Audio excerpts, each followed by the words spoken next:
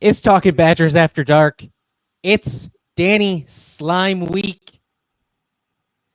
And Ryan is up and roaring for a score between 68 and 70 points on Saturday.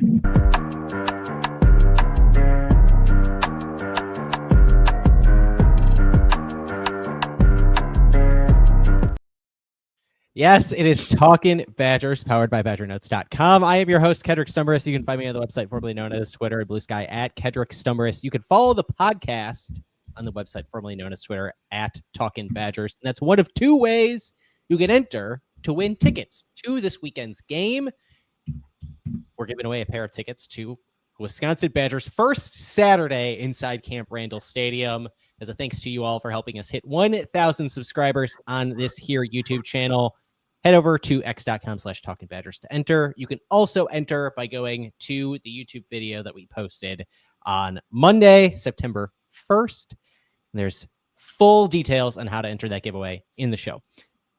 Guys, it's good to see both of you. Ryan B. Eilers, how you doing this evening? Oh, I'm living the dream, baby. Got to see Coop in the flesh. Like, my pants are so tight right now, I don't even know what to do with myself. Hey, don't tempt me with a good time, dude. Coop, how you doing? Good to see you. Doing all right. Got a little bit of a head cold. Yeah, we're battling through here. Blue game going on. But, what's her name? Hey, anything for the brand. Jordan.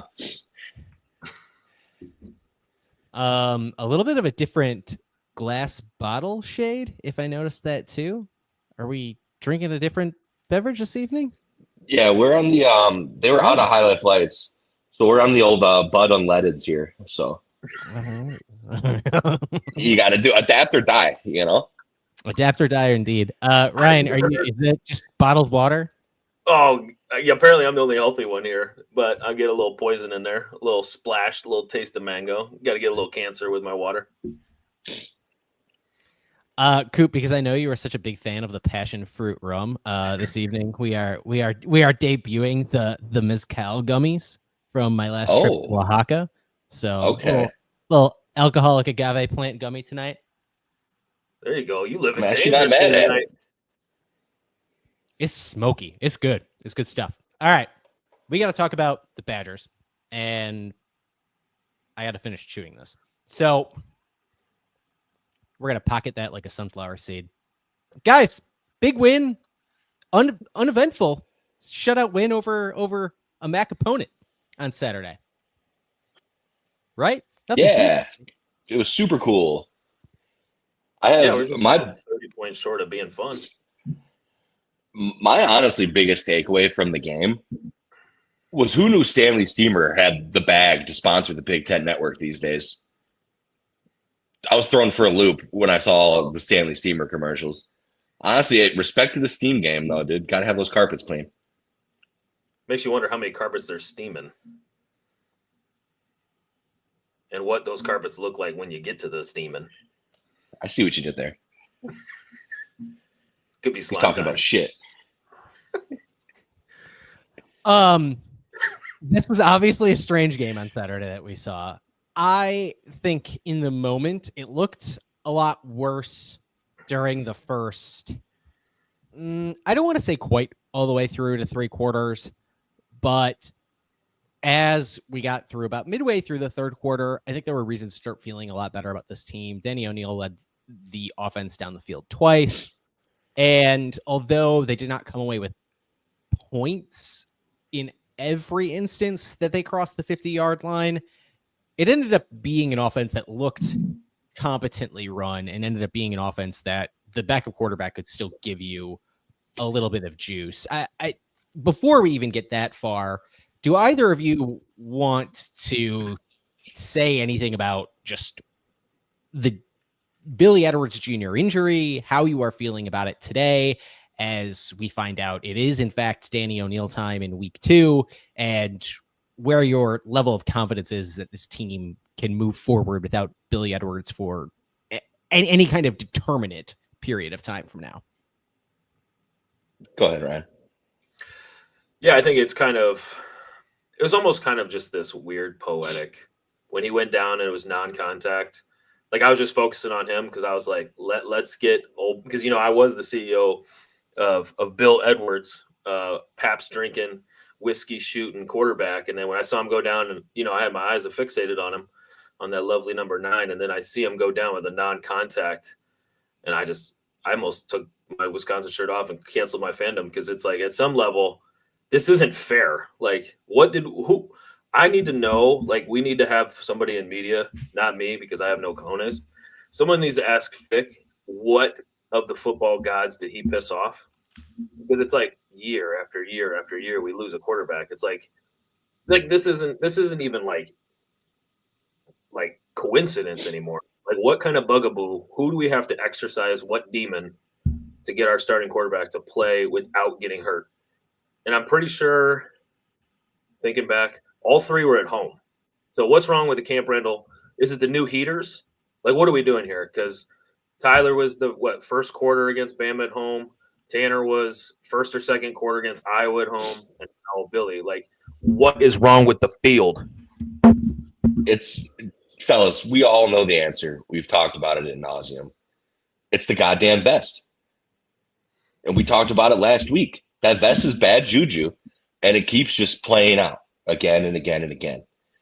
I will say that obviously when Edwards went down, every Badger fan probably felt the exact same way you did, Ryan. But you could just see the life and soul absolutely leaving Luke Fickell's body on the sideline after that injury happened.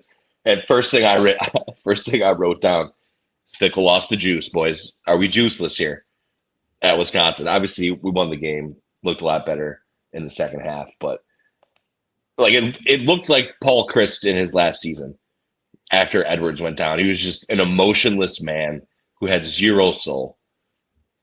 He was probably trying to figure out the juju. Like he probably had to think to himself, I can be a critical fella here and there.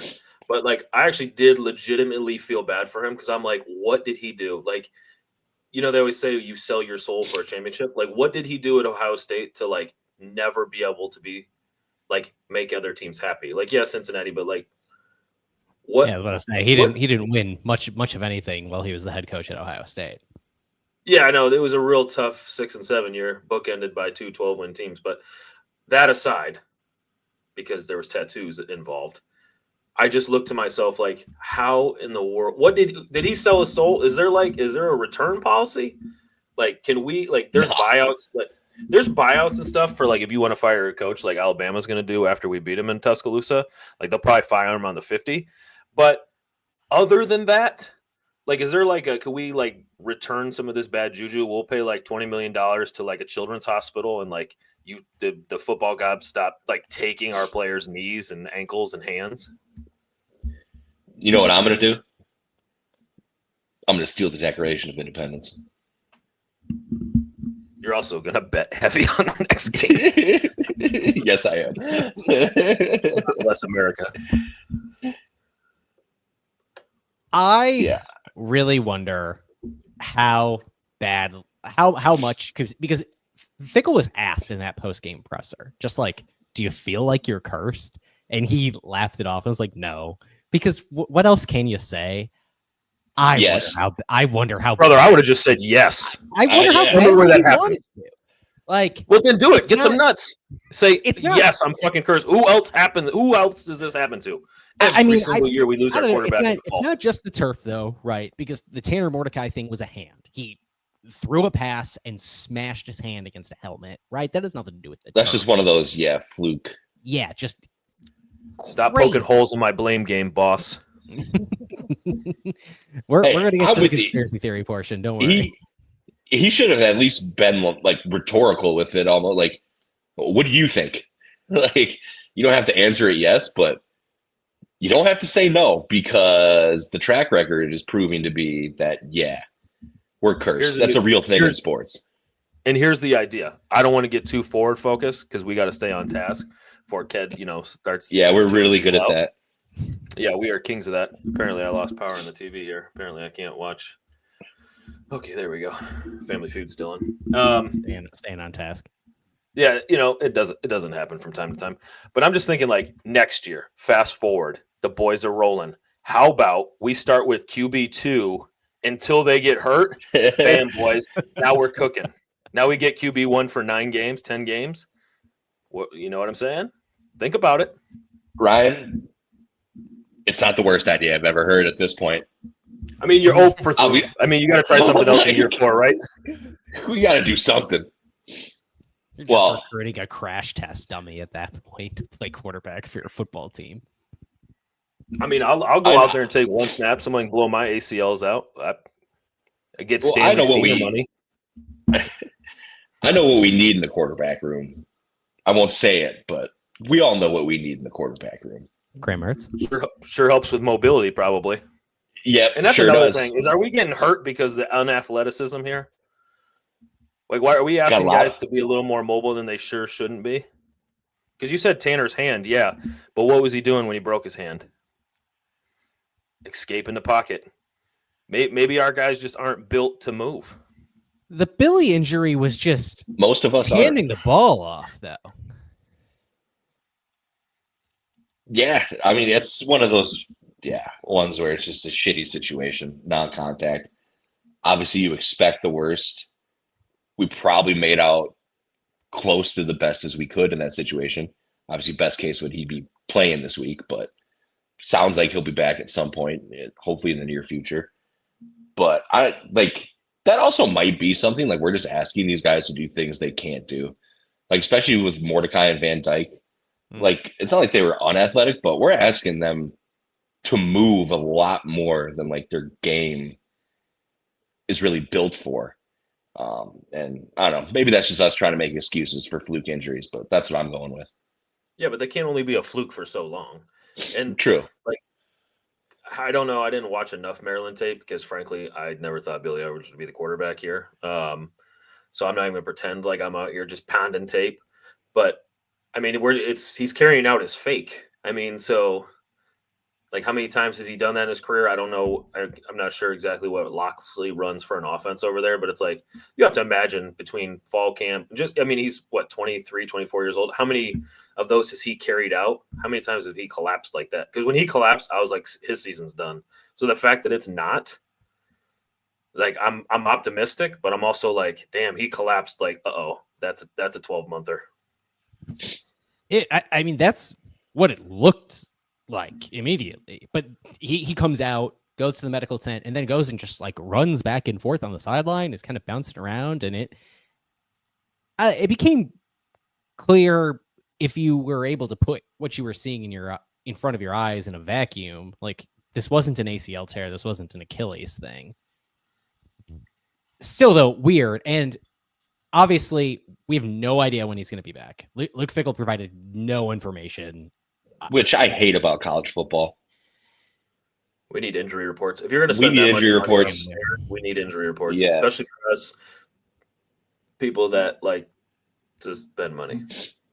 So here's the closest thing. I guess there are 2 things that are closest things that we have to nuggets on this. One is the Pete Thamel report, who initially said on Friday that worst case scenario ruled out. He's week to week, no specific timetable to return. Then there was today where Billy Edwards did a radio hit interview on 97.3 The Game on No BS this morning. And he was talking about just the opportunity to like be there as a supportive piece for his teammates in the second half and experiencing, his first game at Camp Randall. And this is what he said. So to be able to experience that for the first time, I know I'll have a lot more opportunities down the back half of the season where, my helmet will be strapped up and I'll be ready to roll. To me, sounds like a 6 to 8 week grade 2. Yeah, don't love that.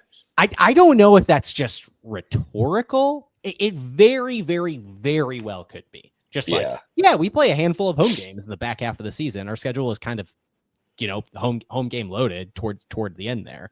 They play Washington and Illinois in the back half in pretty big games. You play Indiana and Minnesota on the road, and that's how you close the year. But I don't know. It's more than the nothing we got out of Luke Fickell today. Yeah. Well, I mean, you're going to get more out of him. I mean, yeah. In that sense, like, he's not going to tell you anything he doesn't want you to know. I've learned with Fickell, what he doesn't tell you tells you more than what he does tell you. Mm-hmm. And I mean, that's good leadership from a head coach. It's like, you never want to play your hand, but also, like Coop said, you need injury reports. I'm gonna side on the side that he's not a uncommittal or a non-committal teenage girl, where he's like, oh yeah, well, I'm talking about, what you said, like he's saying it rhetorical. I think he knows what it is. He has no benefit of telling us what it is, because then, if he says, oh, I'm gonna be out for 4 to 6 weeks, okay, well now Michigan, Iowa, all them are just going to study film on him. I mean, there's no benefit of saying when he's going to come back. I'm thinking probably Michigan, from what I heard, and this person is been right before on a lot of things that they told me. Said it was a grade 2 MCL sprain. Now, I don't know S about F, so I could be wrong, but that's 6 to 8 weeks, which, I mean, you do the math, that would be the back half of the schedule. I mean, you split it in half, it's 6 and 6. So that would kind of align with that. Because if it was anything less than that, he truly would be week to week, and he wouldn't be saying, down the road. Down the road is someone that's like, that to me reminds me of when Tanner Mordecai broke his hand. Like, oh, he could probably get back later in the season. Like, and he had to bust his nuts to get back just for the last 2 or 3 weeks. Yeah, week to week is something I basically never believe, because what it means is it's, we're talking a coin flip every week from now to December. And I just don't believe in most cases you're going to operate that way as a football team. Like, you're going to allow the guy to get healthy so that whether or not you're going to have him. Yeah, and if it's week to week, I mean, you're kind of setting your team up for failure, because they need to be building reps with Danny, but they can't build reps with Danny because they think you're going to be coming back next week. I think it doesn't serve anybody that. I think internally they know the timeline. It doesn't behoove them to let anybody else know, which, yeah, I wish we had injury reports. I guess you don't technically, they're never going to tell you when they're going to be back. I mean, people play those roster gymnastics all the time. Mm-hmm. Yeah. There were some other pieces of the team that played on Thursday evening. Do we want to go positive or negative real quick, guys? I'm good. I think I could have played left tackle better. We're going negative.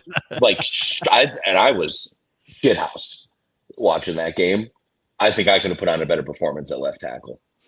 That was I know you could. Like, that was fucking disgraceful. Tri-County. Like, dude, first team all Badge North, baby, never forget. But see, who was that? Number 20, Adam Trick. This dude looked like a 5-time All-American. Career day. Like, I mean, good for him. He put some great tape out there. But what? Like, that dude was an absolute game wrecker. And so I guess the offensive line, specifically left tackle with Heinzen, like, we got to do something now. Like, he might look good against Middle Tennessee State. Sure, they blow. Who they lose to Austin Peay last week? Correct. Oh yeah, like, long time state rival. If he gets roughed up on Saturday in like the first quarter, I mean, we need to make a change immediately. I really don't care who you put over there. Put one of the young guys. They can't do that bad in my eyes. I don't know. I mean, I would put Haywood out there tomorrow. Like, just give him a crutch. On one leg. Like, on field goals, I always tell you, die slow. Like, yeah, can we give him like a prosthetic or something? Get him out there. Hold on, I'm doing some Big J journalism. You guys take over for a second. Okay. So Luke Fickell today was asked about this by Jesse Temple of Badger Connect. Jesse asked specifically about left tackle in some of the offensive line evaluations, and Luke Fickell did not go into specific positions, but he did very clearly say, we need to figure out what our best group there on the O-line is, and said we're going to do some shuffling around, and specifically named JP Benchwall and Kerry Kadenko as guys who could potentially start games this season. Like, those were nearly his exact words. I'm not saying like he named these guys as good players or good depth. He said, we're going to look at other players to start, and named JP Benchwell and Kerry Kadenko among them. I sure hope so, because we can't have that week in and week out. Like, it's already going to be tough enough for the squad as it is. if you have a guy who's an absolute turnstile at left tackle with your backup quarterback now, like that's a recipe for absolute disaster. I was surprised to see him. I was surprised to still see him first on the depth chart. Shocked. I was surprised he made it through the game. I mean, 17-0, you throw a couple bad balls here. It's a lot closer game, and I don't know. I was not surprised that like they didn't move him on the whatever too deep, because in most cases the too deep just it's a document and it's for show. Listen, I get it. Hey, yeah.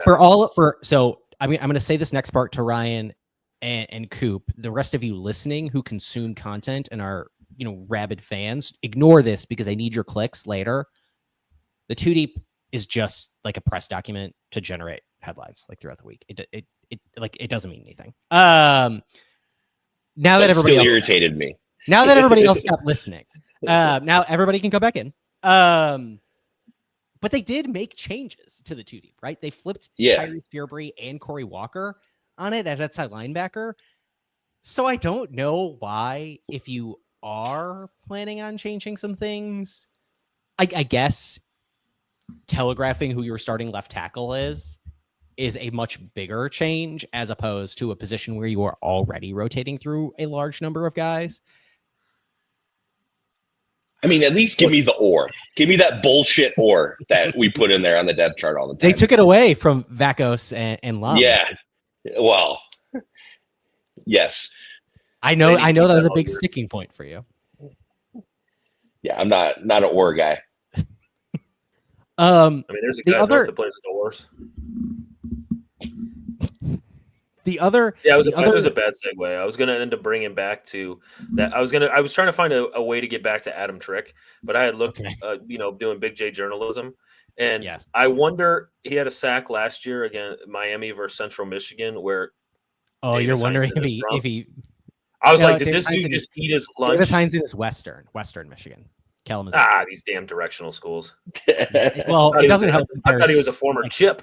It doesn't help that there's 4 directions and there are 5 Michigan directionals. So, how dare you slight the Southeast Missouri states of the world? Real son of a gun, I tell you.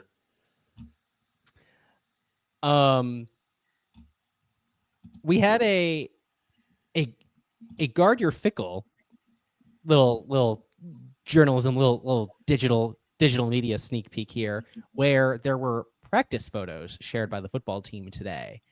And it showed the offense huddling, and it looks pretty dang clear to me that they have, going back to the year of our Lord 2021, preferred starting right tackle Riley Mahlman in the huddle where the starting left tackle would be. Dear Lord, I hope not. That feels I don't quite like that. A dramatic flip. Yeah.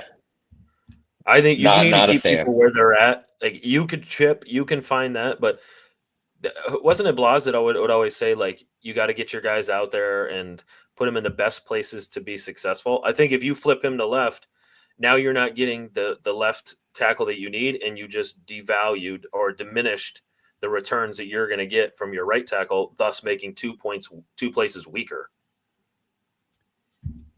Instead of having a borderline All-American stay at right tackle and then figuring out just one spot. And like we've talked about before, like it's a lot harder to play left tackle when you're a right tackle than just, hey, get in the game. Like there's a lot more to it than that. It's a lot easier to shuffle your interior 3 than your tackles. So I'm with you, Ryan. Like, okay, you move him to the left tackle, sure, he'll probably be serviceable, but what's our right tackle situation going to be then? And serviceable, it's not what you need, especially out of left tackle. So Ryan, by the way, you were right. I was the idiot. He is central. He is. Oh, see, I knew that buddy was a chip.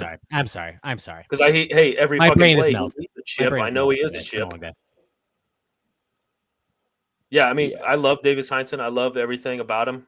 Great kid, great family. Come on. Great kid.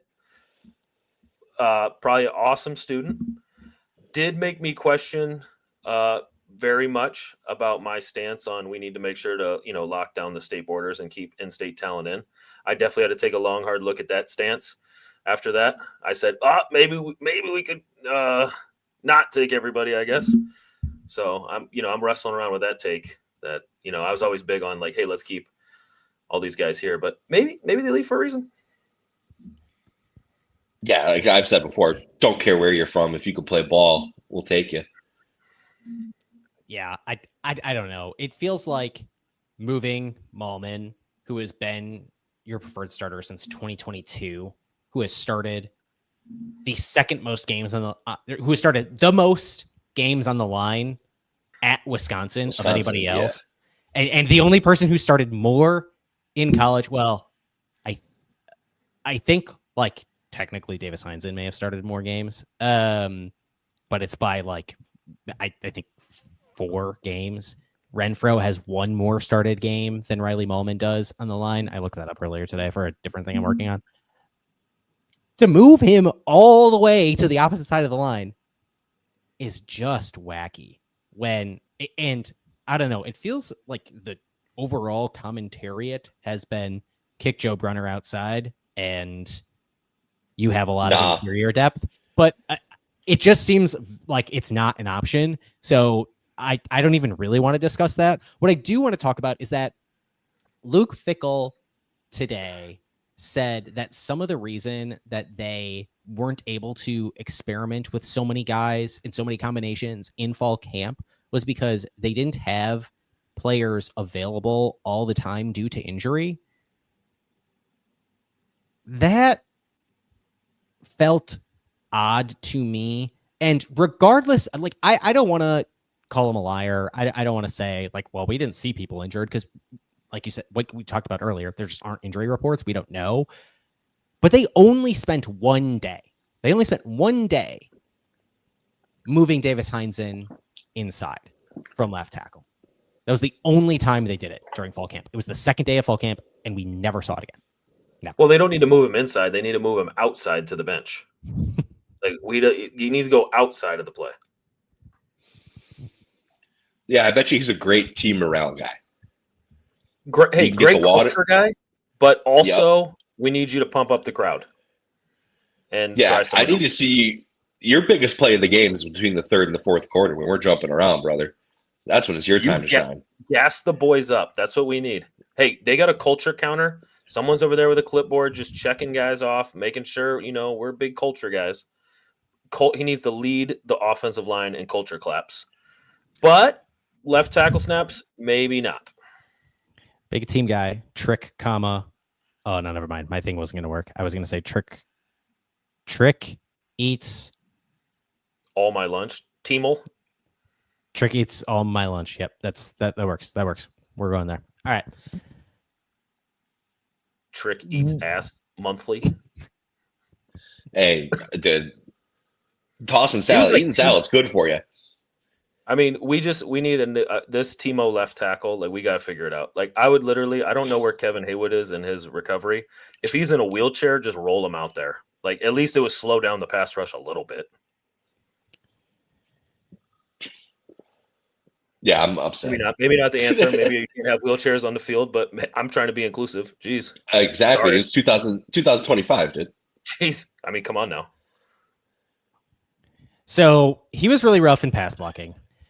What were the two of your impressions with the run game? The advent of the wide zone in Madison. Obviously, we've seen, a powerful zone blocking scheme in Madison is nothing new. But how do we feel with the shift after 2 years of Phil Longo and what we've seen in 1 week on the ground? I feel like part of the problem, just going back to the injuries, like we didn't get to see the full thing once again, really. Like, I mean, what did we get? 2 games of Van Dyke last year? But, I mean, this year we got, a quarter, if not even? Like, so you don't get to see – yeah. But you don't get to see the whole thing in motion, which is always a buzzkill. I thought Dylan Jones played fine. I thought the run game was okay. Like, nothing I'm going to, plant my flag in the ground and be like, we're back, baby. Like, Wisconsin football is back. But it looked a lot better than it did the last 2 seasons, I'll say that. just more aesthetically pleasing, if anything.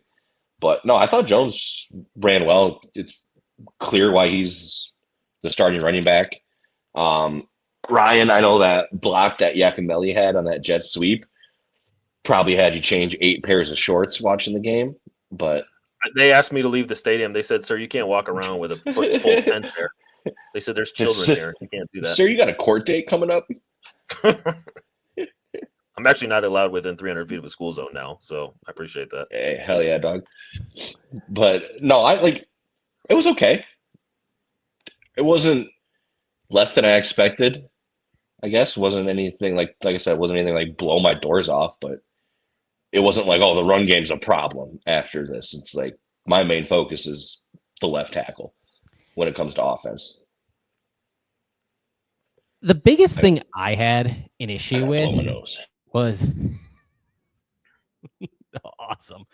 The biggest thing I noticed in terms of like play calling, going to the run game, was there were times in which weirdly they like tried to impose their will at weird times and failed to do so at others. There were way too many play calls I noticed where they were like running on 3rd and 7, running on 3rd and 9. And sometimes it worked. A Danny O'Neal run on 3rd and 9 for 17 yards on this like jet motion read option thing was the biggest run play of the game. But the very first series ended because you try to run Dylan Jones off tackle to the left next to our friend on 3rd and 5, which felt a little odd, I guess. But then after the Preston Zachman pick, how on earth does it take Wisconsin football in a like we are going to what does Jeff Grimes call it? Run powerful option, whatever little acronym thing he has where he talks about how they're going to run so hard. How does it take them like 3 so hard tries to get 2 yards on the goal line for a Wisconsin football team? Yeah, I don't think it has really anything to do crushing with your boy Cade Yak's average. Yeah, my yards per average argument really took a shit when that happened. I was looking at my numbers and I was going to have a narrative, and I was just like, "Oh man." Doesn't help when you get 1 yard and then 0 yards. 0, yeah.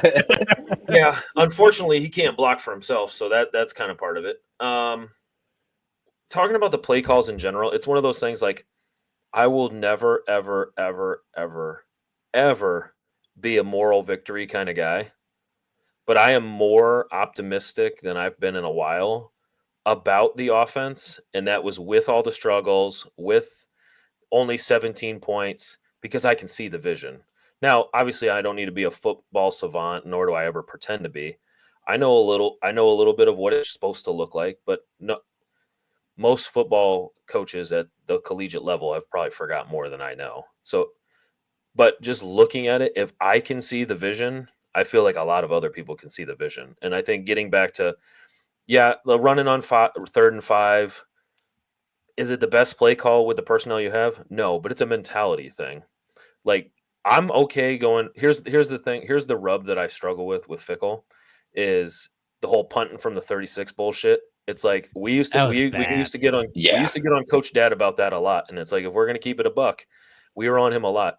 Now, if you're gonna run on 3rd and 5 because you're still gonna go on 4th and 2, let's go, brother. Saddle up. Like, I love the mentality, but if you're gonna run it on 3rd and 5 and then you're gonna punt from the 36 on 4th and 2, then I start to question the play call. But I think at the end of the day, it's the first game in, and I haven't been more excited for Wisconsin football going into this week against Middle Tennessee State.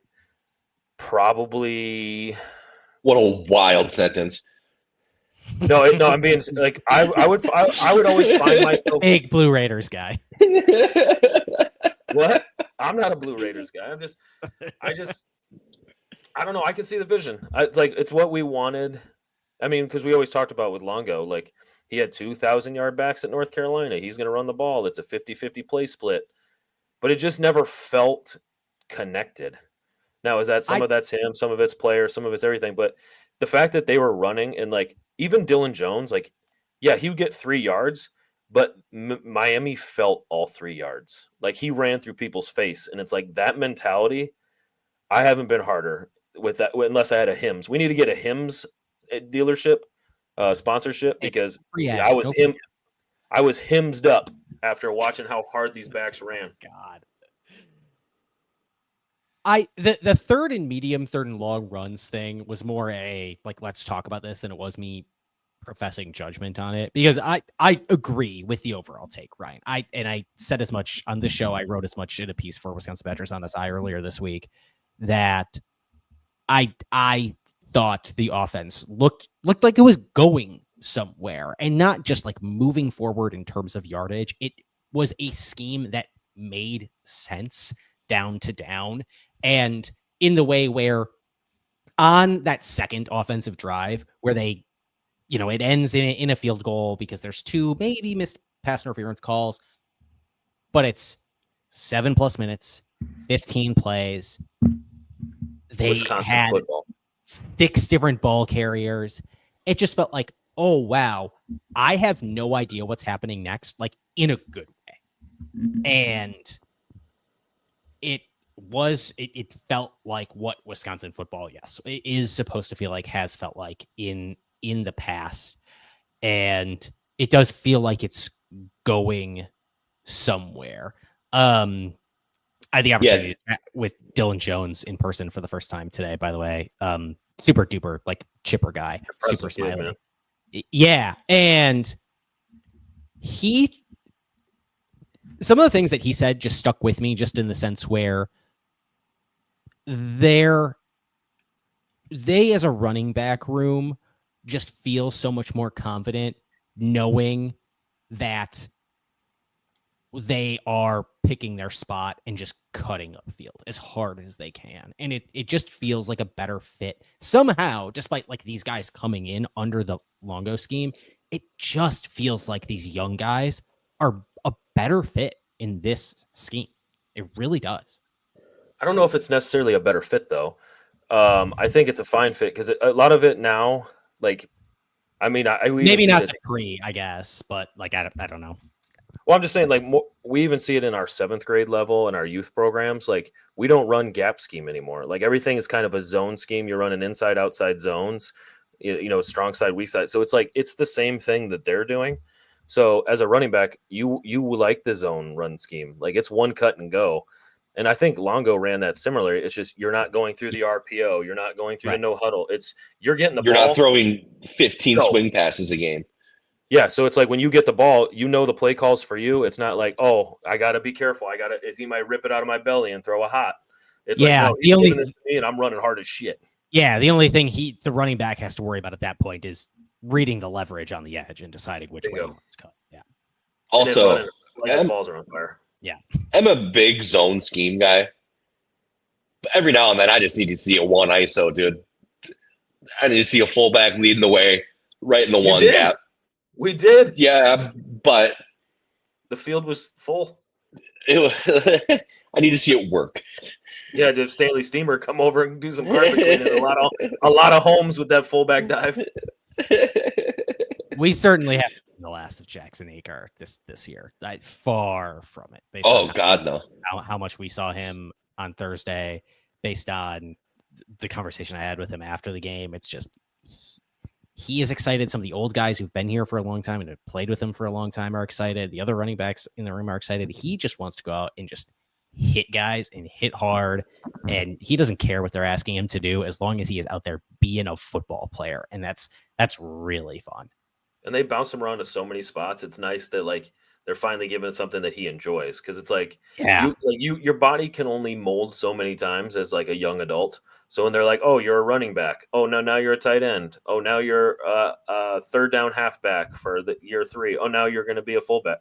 It's like, just give him a role that he can thrive in, running through dude's face, and we're in business. Offensive weapon. That should be his position. OW. Anything else offensively, guys, you want to touch on that we saw week 1 or headed into week 2? Well, I guess we should talk Danny O'Neill, but let's save that a little bit for the end here. Defense pitched a shutout for the first time since 2022. I mean, DeQuan Finn looked like ass, but defense looked good. Yeah. Pass rush wasn't on a milk carton for the first time in who knows how long. Super impressed with Sebastian Cheeks. I thought he looked great. Yeah. And he looked, I say this is a man with an unblemished record of heterosexuality. He looked hard. And he looked good. That dude looked cut, bro. That was my first thought when I saw Sebastian Cheeks on camera. I was like, damn, dog, you look fucking hot right now, dude. Like, you're about to play some good football today, boy. Look good, play good. Smashing cheeks, boys. Dude, we clapping them cheeks. But no, I thought he looked awesome. Yeah, I think he looked good. I think Reiger looked good. I had a conversation with the boys not too long ago. And like I was not lumping outside linebackers in on defensive lines because I feel like because they have responsibilities in the pass game and that kind of stuff, I never really look at them as D-line, and I could be ignorant for that. I find myself with the defense of line specifically, more so specifically the interior, nervous or apprehensive to get excited, more so than the offense. Because I feel like Davis Heineken, like, you can figure it out with chips and like you can find something. Like Grimes is not going to let a left tackle just be a turnstile and then like have it ruin his whole game plan. And they brought over a lot of running back help in the second half of that game. It was not a lot of tight ends, but it was a lot of running back help on that side. Like they're doing it. Yeah. Well, also too, it's like Trick, I think, is only like 240, 250 pounds. Like, yeah, Jack Nelson has made a 53-man roster in the NFL, and he couldn't handle a guy named Rob Stone from Washington State that turned him around too. So some of those small guys, they just have your number. So you never know. Maybe they're going to give him another week, and that's why, on the depth chart, nothing changed. But when I think of the interior defensive line, like I went back and watched some of the plays just so I wouldn't be ignorant, and it's just like I love how strong and how much they collapse the pocket. I am apprehensive I'm apprehensive to say that that's going to work against real players, though.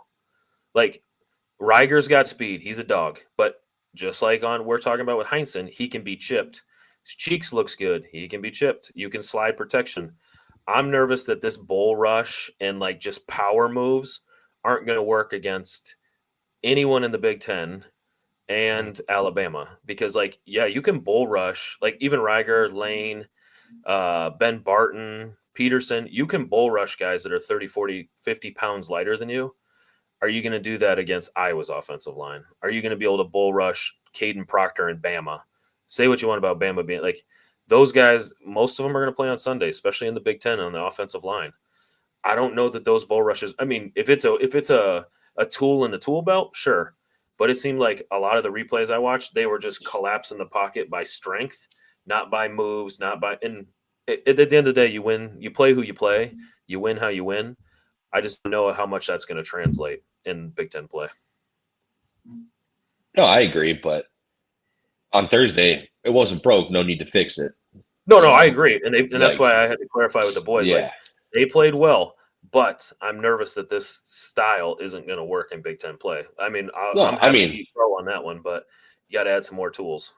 I think if you're being realistic as a Badger fan, you're nervous about every single position when we get into Big Ten play. Like, I guess that's fair. We played Miami of Ohio. Not great. Hey, they covered though. They did. It was by far, like, it was not even close to the worst performance any Big Ten team put together this week, though. No. Like, not even close. I generally agree that I think we're not going to have a real, like, I think the pass rush looked good, but I think the front seven basically gets an incomplete grade until we get to Bama, because Middle Tennessee, like, there's a reason we're 45 minutes into the show and we have not even talked about Middle Tennessee, because they're going to whip that ass. And if they don't, then, like, pack it in. That team was terrible. That Tuesday will be must watch when we get together. Yeah, dog. Oh yeah. Don't pack it in. Pack it in Wednesday after we're here on Tuesday. Yeah, I don't know. I do think that Mike Tressel did scheme a few things up in a way that was impressive, particularly with the linebackers. My colleague over at BadgerNotes.com wrote a really great column about this that published this evening, actually. that'll be linked in the show description if you want to go click that. With a good film review. That gives me a little bit of confidence considering that he did not do a great job of scheming up pressure a season ago. Obviously, given that they finished last of the country in tackles for loss and not that far behind in sacks either. But yeah, it looked good. It was probably the thing I was most impressed with Saturday or Thursday. Probably. I don't know if I hear what you're saying. Like even going Tressel back to his Michigan State days, and his uncle's a good defensive person. Jim Tressel was defense, wasn't he? Defensive guy. But even when he was at Cincinnati, I think he could scheme stuff with like the J. Sanders of the world and some of their defensive players that they have. I don't know if necessarily him scheming up pressures was the issue, though. It's if you scheme up a pressure, you're taking bodies out of the back seven. And like when we get to Big Ten play and you have real wide receivers that can make real plays and you're scheming up that pressure and you're bringing extra bodies, I get nervous how our back end's going to hold up. I think Rico's really good. I mean, Nazir got plenty of first team reps this year, so I'm sure he'll be a stud when he comes back. And then Agard, but at the end of the day, if they don't get Fork back, all of those dudes are under 5'10". And what Fickell loves 6 foot or taller corners. I get nervous that if you're scheming up that pressure and you're leaving guys on islands at 5'8", 5'9", 5'10" with NFL wide receivers that almost everyone has now because everyone has NIL money and a lot of it. If you bring them on pressure, you're setting your guys up for failure. So it's kind of like damned if you do, damned if you don't. I think if it's well timed, you're going to be good. And I think that was part of the issue last year was the timing of it. It's like he would scheme up something nice on 1st and 10, and now it's 1st and 14, and then you try to do it again on 3rd down when it's like 3rd and 8, and you give up a 60-yard play. That's consistency. Yeah, I feel like, and I don't study enough of the film to say, I guess, whether they're doing this or not. Wow, And casual. Yeah, sure. And I don't pay enough attention as the game's going on, I guess, to that one specific thing. But like, I feel like a lot of times if you're doing that and you're undersized on the old back end, if you will, like that's when you're playing zone on half the field, you're playing man on the other half. Like you need to be switching up your coverages to confuse these college quarterbacks, which is a lot easier to do than in the NFL, obviously. But I think that's where we're going to have to do if we're relying on bringing 6 or 7 to get pressure. You're going to have to mix what kind of coverage you're playing on what half of the field constantly throughout. No, I don't disagree. That's the part of the scheme I would be worried about, not his pressures. Yeah, he had some great pressures last year. I think when Legro almost killed that was Northwestern guy, it was very similar to his play the other night where he was in the A and he stunted all the way back out to the outside on basically an A gap stunt. But last year he did it to the other side, and that's when the quarterback was rolling out. Remember, he tried to jump, and then we threw him out the club. It was like he was scheming that stuff up last year. It's just you got to have people that can – it's rush and cover business. Like you need one before the other. You can't cover anybody if you can't rush. No, but I guess that's where you got to get creative, hopefully. Right. All right. Do we want to move on to the Danny O'Neil conversation? I know Ryan does. Danny Slime, baby. Okay. The first thing, and I put it on the thumbnail because it seems fairly ubiquitous in the internet space, and I have no idea how this. I don't know what that word is. Talk to me like I'm 5. What does that mean? Like in the main, as part of the conversation, widely known. Yeah, you're welcome. Did something Should have been the word of the day during the game that I missed on the internet? I'm fairly certain he got a first down happen? and gave him the slime, and then ever since then, he's Danny Slime to me. He might have not gave the thumbs down, but he definitely did that with the first down, and I was like, that's my guy. I like this guy. He's got the moxie. He's got the juice. And so you dubbed him Dan. Is our first understanding of the use of the term of art Danny Slime, is that attributed to one Ryan Eilers in the first use? Is that our understanding?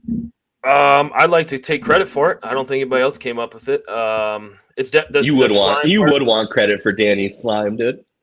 Yeah, I mean, I didn't do the hand sign. I'll let Coop go into details on what it means.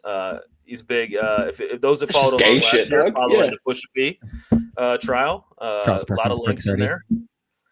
But yeah, the Danny Slime. I don't know. He just when you got Moxie, you got to have a good nickname. And like, so I saw someone say Danny Dimes, and I almost vomited. I was like, all right, anybody's name's Danny, we That can't was go me. Dime. That was you. Well, you're part of the problem. I said it as soon as Billy Edwards got injured. I said it's Danny Dimes time, and man, You're like a sicko, Cat. You're a sicko, dude. I had a buddy in high school, or maybe not even high school. I think it was in college, where we had another friend that was named Jimmy, and it's like anytime somebody has the name Jimmy, what's the next word you say? Buckets, exactly. Buckets. Oh, I would say Hoffa. It's Danny, it's always Dimes, and it's like, all right, we're not going to give him these cornball nicknames. But when I saw and he might have even been doing it, but I don't even care at this point. But I'm pretty sure he gave the Slime for the first down on that 17-yard run, and I said, this dude has it. So he's Danny Slime forever to me. It does fit his personality. That's what I'm saying. Have you seen that hair, bro? He's got the hair. Yeah, right. That's the very next thing. That's the very first like this. When I read Danny Slime, the very first thing I think of is the hair. Like I get it. It definitely wasn't the hair why I came up with it, but yes, the hair definitely fits. But even did you see like even UW put out like the Danny O'Neal appreciation post, and then he was on the sideline doing different handshakes with everybody, and like he had the one with Vindog, and he was just going like this. Mm-hmm. I was like, this dude has it. I love all this. He's got the moxie. He's the type of guy that he could like go out there and throw 50% passes and go. He could literally give me Braden lock numbers and run the ball and have all that moxie, and I'm going to feel 10 times better than I ever did about watching Locke. Yeah, he's. I feel like Danny Slime should be the name of like a Disney show or something. Yeah, he's going to be on Disney once he starts sliming people. Just wait. That's sad. I don't know if that's 20 years old on Disney, Doug. You'll catch a case doing that. Worked out for Brittany. Did it? You try to get Danny Slime a conservatorship? Yeah. As long as I'm in charge of it, dude. Because then we're getting rid of the Danny Slime nickname. I can't stand it. I'm sorry. Is it because I came up with it, or what? Come on. No, I'm seeing. No. The conservative. No, you've come up. You've come up with way worse nicknames. Trust me. Really? Yeah, you wanted to call someone Shadow last year, who was black. I had great reasoning for it. I just said it. No, that's not the reason. The reason was sound. I said his coverage was so good. He was like, as we all know, shadows make a distinctive sound. Yeah. Like what? Talking. It had great reasoning. Shout out to Millie Hagar. I said your coverage. It's not your best work. It's not your best work. It's not your worst. Yeah, but you got to admit the reasoning was great. Being called shadow is not good because it makes it sound like they're shadowing the receiver all night, which means they're behind them. Well, no, you can have shadows in front of you, brother. That what a shadow means is it's not that far away from you, which means you got good coverage. I'm a big boy. I got shadows all over, dog. I got shadows left, right, up, down.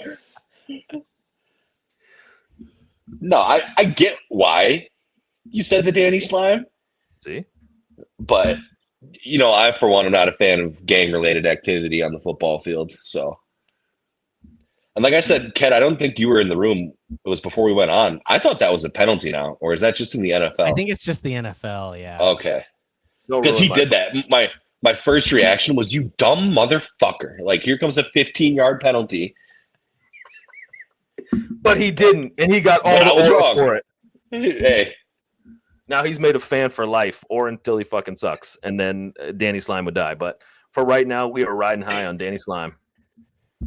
Watch him just throw for like 250 and 3 touchdowns this Saturday. Brother, I'm going to be insufferable if that happens. Just so you know. I'm going to mute you on Twitter, Doug. Bro, it's Middle Tennessee State. Like, Ked could play quarterback. We're scoring at least 50. Danny's going definitely. Are we getting the predictions on this thing or no? Go for it. I'm building a poll into the chat, which is asking people whether or not Danny Slime, yes, no. Oh, okay. Yeah, we need. I feel like I'll be in the minority. Yeah. But 250 and 4 tutters. You don't think he's going to just throw a little, like, look at that Vinny one. You're going to throw a couple Vindog ones like that. That's not my best work either, but the V8 one, I'm a little over. Like, all right. Yeah, I don't know how I feel about Vindog, like that one. And some, you know what? Some guys don't need a nickname. Vinny Anthony is a fucking sick name. Like, hey, yo, I believe his government name is Vincel, which is even a better name. Oh, name. What? Vincel Anthony the second. Bro, he is going to start a law firm. Get him a law degree. That rips. That's what I'm saying. Like, you're right. Some guys don't need one, so that's why I just Vindog for short. I don't want to call him by his government, but Vincel, great name also. So, but Vinny, also very fun. Has a little bit of this though. Little gabagool. Is Vincel Senior. Dude, yeah. What's that make Junior? What a name! When we go Vinny, we're definitely going Italian. But Vincel, you Vincel Anthony the second, like get that dude a law firm. Ooh. I don't even know what his major is, but hopefully it's law. Otherwise, Personal that was finance. a really bad tangent. Is what? Personal finance.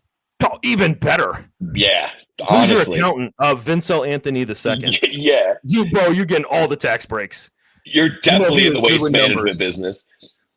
And then, hey, do you know my guy? His name's Yeah. Vinny. They called him Vindog. He used to catch tutters from slime. Oh God. No, I don't know about 4 touchdowns from Danny. Didn't realize we invited a hater to the show tonight. Apparently, you're one of those salty personality list people that they were talking about. On the flip side of that, Coop, if they're going to cover a 28.5 point spread, they're going to probably need 4 Danny O'Neal touchdowns. Are they, or are they just going to run for 7, Owen? I mean, I guess 4 combined. No, they're not going to run for 7 because we all 3 know, and all those that are listening, that once they're up like 30, yeah, they're packing it. Dylan Jones is going to the bench, but you got to get your quarterback reps because you got Bama next. They are not going to they're not just going to go run. Huh? Do you keep your quarterback healthy because you have Alabama next? Yeah, but I think you could do both. Like they're not saying, "Hey, let's drop back 60 times."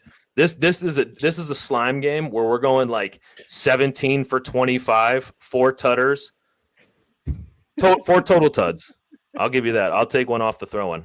He's definitely gonna have a rushing one, and that is it's gonna be real loud on Twitter for a second. Don't let him get a rushing touchdown because if Timo Johnny Manziel is out here just sliming, I'm gonna be real insufferable. Be sliming all over you, dude. My shorts would be just slimed up watching the score touch. No, but as far as like predictions, I don't know if we're going to 68, 70 points. I said somewhere between there. A round number. I'll take him to cover the 28.5, though. Whew.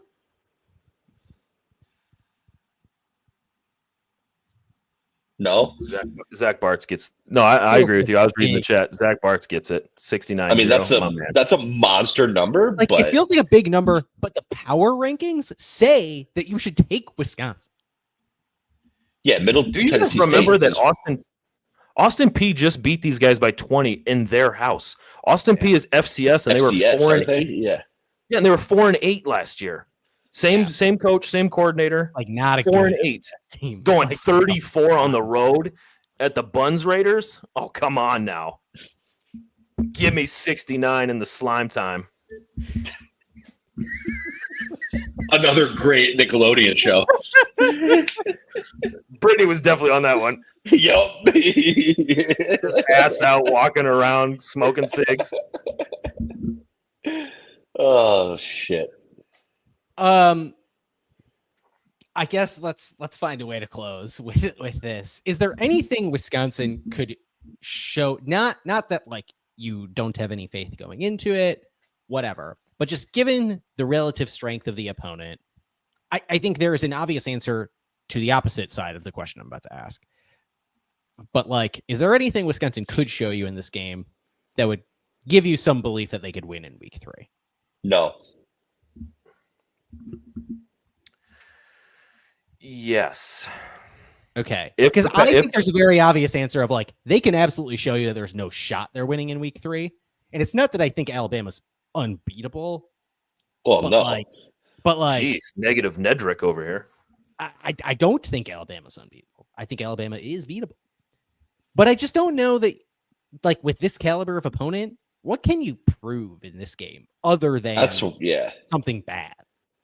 For me, the only thing I'd say is timing. Like, because they got a whole week to give Slime a plan. So it's like, I want to see, like, what are the route combinations we're running? Are we running everything within like 10, 15 yards? Are we taking shots downfield? Like, I think a lot of it is going to tell me, like, let's say they can't hit on the passing game. Let's say he's 11 for 20 for 180 yards, but we still win like 50-0. Like, to Kedrick's point, I will feel way worse about our chances because you're not going to be able to just run it down Alabama's throat. I don't care if they got that, buffoon Kalen DeBoer that doesn't even know what the hell he's talking about. You guys see that? Side note, did you see that press conference? I think Ked was talking about it too. That they were like, "Oh, you said it was a great week of preparation." He's like, "Oh, I said that," and they're like, "Yeah, you said it last week." He's like, "Oh, okay." It's like, dude has no idea what he's doing because he knows he's got a $70 million buyout. This dude, I'm not dialed in Alabama press conferences. Brother, I've been locked in. I've been locked into that train wreck. Loving it, by the way. But do I think they'll beat Bama? Probably unlikely. Not a lot of a chance. But if they can show me that, like, oh, you can hit downfield, I'm not worried about completion percentage. I'm worried about explosives. We getting 20, 30-yard chunks against a bad team. I would feel better about going into Alabama. If you can't get chunk plays against Middle Tennessee, brother, you might as well just bring the wing tee out for this year until you get the players you need. Like, that's where I'm at, though. The Gubs are out here just dealing. Come on now. That's why I said no right away. That, like, if we're hitting a bunch of chunk plays, if we win by 30, we score 50 points. Like, yeah, that's what we're supposed to do against Middle Tennessee. Like that. Well, both things. So it wouldn't make me. You should be able to do that, and you need to see it. I just don't know if it would make me feel better about playing Alabama. Not that Alabama's the wagon they used to be. We saw that this past weekend, but. What if Danny's just out here just slicing and dicing on his feet? Like, you wouldn't feel like, hey, that would play. Look at Tommy Castellanos. And other than him quitting on his Boston College team and entering the portal when he got benched for sucking ass, what is he? Yeah, exactly. But like biodimensional, if that's even a word. Look at the dude's body. Like, he's very similar. He's short. He can throw though. He's not a great passer, but he can throw good balls. Pause. But at the end of the day, they're very similar. And if Wisconsin takes that same approach, Jeff Grimes takes that same approach where they're getting Danny on the outside, or if Billy for some reason is back and this is just a ploy to get him to Bama and get him an extra week. If you get the guys on the move, you basically take the Tommy Castellanos game plan. Now, Tommy Castellanos? Yeah, that's what I'm saying. I only got enough Italian to get Vindog's name out. But I think if you go that route, sure, Alabama's going to have some answer for it because they just got gutted by it. But then you have variations off of that. You don't need to show that against Middle Tennessee, but you're still going to have to pass the ball. So if you're not hitting them, yes, to your point, yes, you need to be able to do those. That's what we're supposed to do. We were supposed to do that a lot the last 2 years in an air raid, and we didn't either. So I would like that's my cause for. That's so my cause for concern. I'm already here if I see it because I haven't seen it. How many Skylar Bell overthrows have we seen? We saw Vindog get overthrown a couple times. If we start hitting those, I'm gonna be real insufferable on Twitter. How are you gonna feel? Oh, go ahead. How are you gonna feel if Danny Slime just comes out and just lays an absolute egg? Well, I'm gonna blame you for bringing that negativity into my life. That's probably my first thing. Slop. That's what I do. Yeah. Oh, see, I like that now. Yeah. Well, you two have to face the music. Hey, I ain't got no problem facing the music, Doug. My heart was saying 8-4 this season because I'm not big on like, hey, the schedule's hard. I'm big on, hey, win the games you're. Yes, that was my. Was the schedule fucking you while you said that? At some point, it might be. It is a mountain of a schedule, just stretching us out. We got a mountain of fuck. I mean, the schedule would test your depth, from what I hear. But at the end of the day, if he comes out and stinks it up, I'm going to blame you, because when I gave a prediction that we were going to be 5-7, everybody wanted to call us, haters and say we don't love the team. You can love the team and be objective. I think we were going to go 5. My brain says, 5-7. My heart says this is 8-4, and the markings are there. A bunch of first-time starting quarterbacks. Julian saying doesn't look like he's, ready yet. Bryce, because we're ready for that defense. But Bryce Underwood, he's a different story. That one doesn't feel good. This feels like we are approaching dangerously into big picture conversations, which we said we were not doing on this ball talking ass program. Yeah, that's true. We won't do future slime time Saturday. Slime time. That's not too far in the future. Ryan just gets me going sometimes, with all the slime time bullshit. Right. Speaking of 5-7. We have 5 no's to Danny Slime, 7 yeses from the listenership. So we need to. Those 5 Ryan probably created 2 different accounts to vote twice. No, I only have a burner so I can trash other people. Any burning thoughts on Wisconsin football, Miami, Ohio, Danny Slime and/or Slop, or Middle Tennessee? All right. Just win, baby. Just win by 29. That's all I care about. For me, I'm saying we got to win by 50. Not a 50 burger. We got to win by 50. Win by 50? And I'm saying again, FCS Austin P won by 20 on the road and scored 34 points. If a Big Ten program cannot beat that same bullshit non-scoring program, they scored 14 points on an FCS team. If you can't win by 50, if you can't get a little 52-3 action, 52-7, that's not, but I don't think they should score a touchdown based on how salty that defense was, and they only scored 14 on Austin P. If you're not getting 52-3 or 56-3, slime time might have to go away. It'll never go away. That's true. I was trying to be objective and balanced. No. Only other thing I have, fellas. Geography. We got a word of the day. All righty. Is it ubiquitous? It's not, but it should have been. That'd have been a great word of the day. Put my brain in a blender. It is syzygy. SYZRGY. Syzygy. And it is it's conjunction or opposition, especially with the moon or the sun. So basically if the planets are aligned in syzygy. Like this kind of syzygy? Hey, whatever your heart desires, dude. Scissor me, Xerxes. 2G scissoring? Scissories? I like it. Can you spell it? Can you spell it for us? Syzygy? Yeah. Yeah, I did. SYZRGY. Syzygy. I know some people in the chat that definitely are going to be surgery tonight for sure. I definitely think you used that wrong, but that's all right. We're still learning. That's why we have words of the day. This has been Talkin Badgers podcast. It's been something, dog. It's been something. If you want to go see the Wisconsin Badgers put up somewhere between 68 and 70 points on Saturday, we have a way for you to win free tickets. Head over to x.com/talkinbadgers or our YouTube channel, youtube.com/@talkinbadgers. Click on the giveaway video that will be the video that was published on September 1st. And find out how you can win. We're giving away a pair of tickets. You have to have your entry in by Thursday morning, that being Thursday, September 4th, 2025. All the official podcast rules all the official giveaway rules are in the podcast description from the giveaway show on Monday. We'll be doing an instant reaction show after that 68-70-0 drubbing of the Middle Tennessee Blue Raiders on Saturday. We'll be live. Perhaps one or more of us will be there. We'll find out then. Until then, on Wisconsin.